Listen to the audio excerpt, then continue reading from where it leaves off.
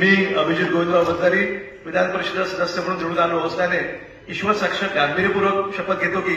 कायद्याद्वारे स्थापित झालेल्या अशा भारतीय संविधानाबद्दल मी खरी श्रद्धा व निष्ठा बाळगीन, भारताची सार्वभौमता व एकात्मता उन्नत राखीन आणि आता जे कर्तव्य मी हाती घेणार आहे ते अत्यंत निष्ठापूर्वक पार पाडेन.